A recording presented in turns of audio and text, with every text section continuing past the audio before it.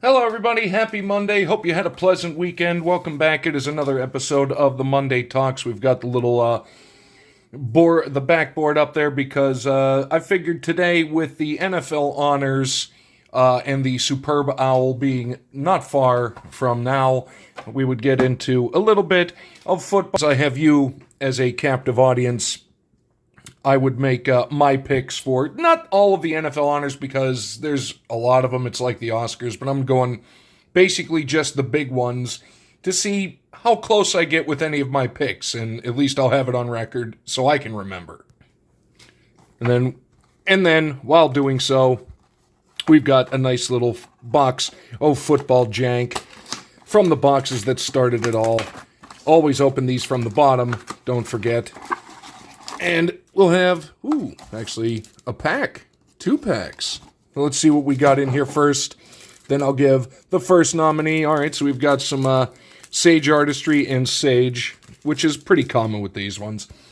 We're going to start from, the last one and then work our way up. The first one, excuse me, Coach of the Year. And actually, thank you to the NFL honors being what they are because they actually give nominees now. So nominees, Dan Campbell for the Lions, Kevin O'Connell for the Vikings, Sean Payton for the Broncos, Dan Quinn for Washington, and Andy Reid for the Chiefs. All honestly, I thought coming into the playoffs that it should be Kevin O'Connell for the Vikings. But then the more I thought about it, and you look at the turnaround, coming from what Washington was last year to getting a new coach, a rookie quarterback, and making the NFC Championship game. That might be the greatest turnaround in modern professional sports. So I think, honestly, Dan Quinn, well-deserving of Coach of the Year, and hopefully he gets it, because that is one of the most incredible turnarounds I've ever seen. From the bottom of the barrel, below the bottom of the barrel, to the NFC Championship in one season. Absolutely incredible. So, I absolutely have to give my nod to Dan Quinn. And then speaking of that, Comeback Player of the Year, nominees Joe Burrow, Sam Darnold, J.K. Dobbins, Christian Gonzalez, and Damar Hamlin. It has to be Sam Darnold.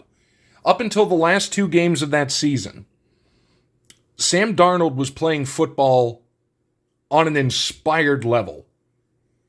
Football that I never have seen him play before, and nobody knew he was capable of playing.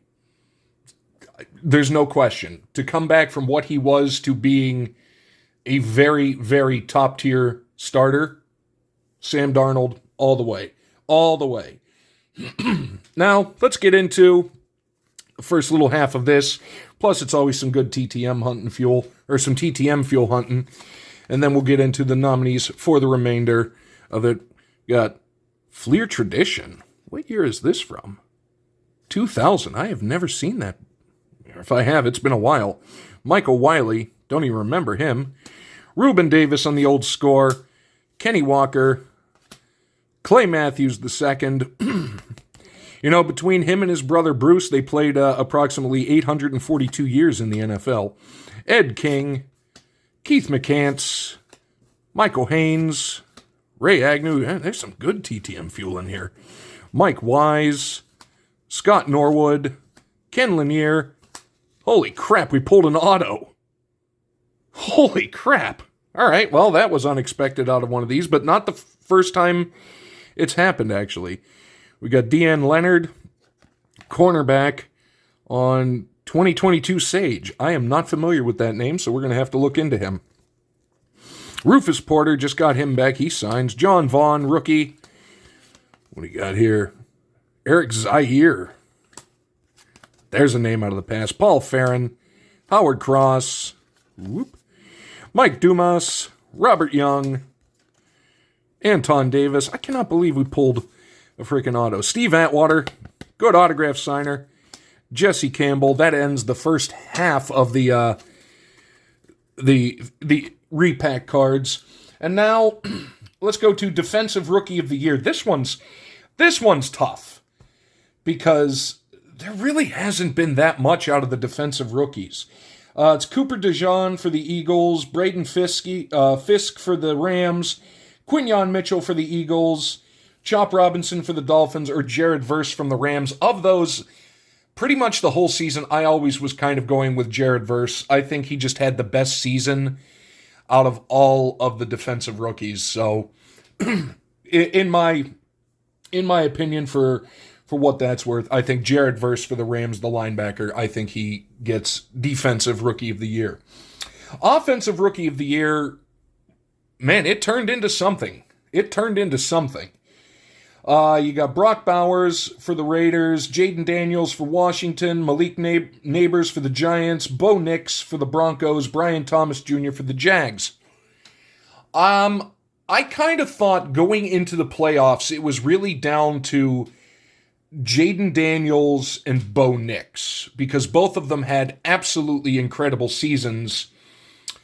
And I thought to myself, it's going to be one of those two, and I really wouldn't be angry, or I really wouldn't be upset at either of them winning it. That said, I think Jaden Daniels gets it simply because he took Washington to the NFC Championship, and Denver left the playoffs early. So I think, honestly, just purely based on that, because both of their seasons were very, very good rookie seasons. So I think Jaden Daniels simply because they went further in the playoffs. And now we will do let's see, what do we got here? Yeah, we'll do the second half of this, then we'll do the other ones. Then we have Offensive Player of the Year, Defensive Player of the Year, and MVP. So we've got a bunch of sage. Let's see. Hey, maybe we'll actually get an award winner or a nominee. Let's just take a moment and get this out of the. Oh my God! This is a terrible one. All right, here we go. There we go. Noah Gindorf. I was going to say North Dakota State. Shout out Julie Farnham. I'm not sure if you have that one, but you will soon. Justin Shorter, Jordan Addison. What an interesting TTM story. I wrote to him, and his mom actually sent me back one of the the factory signed ones with a letter. It was really, really cool. Michael Wilson, another Noah Gindorf, Draywood Davis, Cedric Tillman, Jalen Brooks, Justin Shorter again, Braden Willis, Jaron Hall. You can see these are repacks. Titus Swen, Jake Hayner. Yep, another Noah Gindorf. Will Anderson Jr., that's a good one. That's a good one there on the artistry. Drew Sanders, Jalen Cropper, and Jay Cutler. Jay Cutler. He's the cousin of Jank Cutler that lives behind the board there. Jay Cutler. Let's go. That made me happy. All right. Then we've got Offensive Player of the Year nominees: Saquon Barkley, Joe Burrow, Jamar Chase, Derrick Henry, Lamar Jackson. That's a tough one. Because Burrow had an outstanding season despite the Bengals not being very good. Consequently, Chase had a good season. Henry, not a bad season. Jackson, pretty good season. But, for the sheer dominance and turnaround, I think Offensive Player of the Year has to be Saquon Barkley. Just what a comeback story. And what a season he had as well. So I think Offensive Player of the Year goes to Saquon Barkley, or at least should go to Saquon Barkley, although more than likely it won't. I really think it should, because they don't like running backs. Well, they don't like running backs in the MVP, so that's kind of why I gave it to him there, but we'll get to that in a moment. But now we're going to get into this little cello pack of artistry and see what we got. We got Brad Hawkins. We got some silver in the middle. Darian Kendrick, Theo Jackson, John Mechie, Alec Pierce, Kate Otten. He had a pretty good season. Kevin Harris, Theo Jackson, Derek Stingley Jr., let's go. Drake London, Bailey Zappi, Sky Moore, actually Pittsburgh kid, and Matt Corral, who, I don't know, is he back? I don't know what's going on. I can't remember, but I was excited to see him play, but he had that Liz Frank injury his rookie camp, and unfortunately just kind of fell between the cracks. And now, Defensive Player of the Year. Nominees, I feel like I'm at the Oscars. Zach Bond for the Eagles. He had a really good year, actually, Zach Bond. Myles Garrett, Trey Hendrickson, Patrick Surtain II, TJ Watt for the Steelers. No, TJ Watt shouldn't even be nominated. Go away. Surtain, he had a good season. Garrett, whatever. Bond, I think, had a really good season. However, I'd said it from probably about week 16 on. Trey Hendrickson. Man, did Trey Hendrickson have a really, really solid year, especially for a defensive end. Has to be him. I mean, he had a great season, great stats. And, like I say, the only problem is, Cincinnati wasn't very good, so that is going to weigh very heavily against them winning any of the, to quote A Christmas Story, any of the major awards. And our final little pack here, a pack of Sage, and then we'll close it out with the MVP. With the MVP question, we got Grayson McCall on the next level. Jerry Bohannon. Henry 2020, he had a not bad year. Dallas, I believe. Sean Tucker on the silver, and Josh Weil. Still, we hit an autograph out of a $6 repack box at Walgreens, so I will take that. And now the MVP: Josh Allen, Saquon Barkley, Joe Burrow, Jared Goff, Lamar Jackson.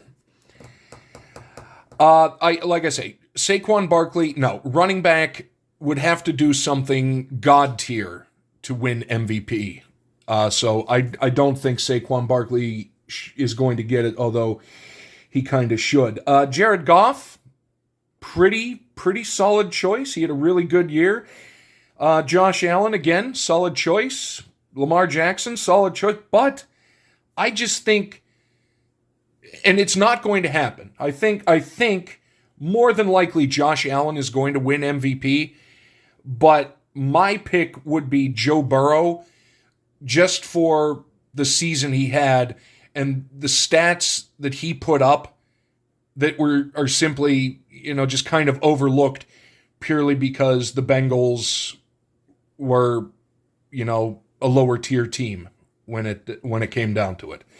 But that's going to do it for this Monday Talks. And I think it's Saturday, the day before the Super Bowl, because I think the Hall of Fame class is the day of the Super Bowl. But either way, I'm curious to see who, if any of the ones that I picked actually panned out. I'm going to actually make a mark in it and hold on to it. But I don't know. We'll see next week. Hopefully you have a great week. We will see you tomorrow.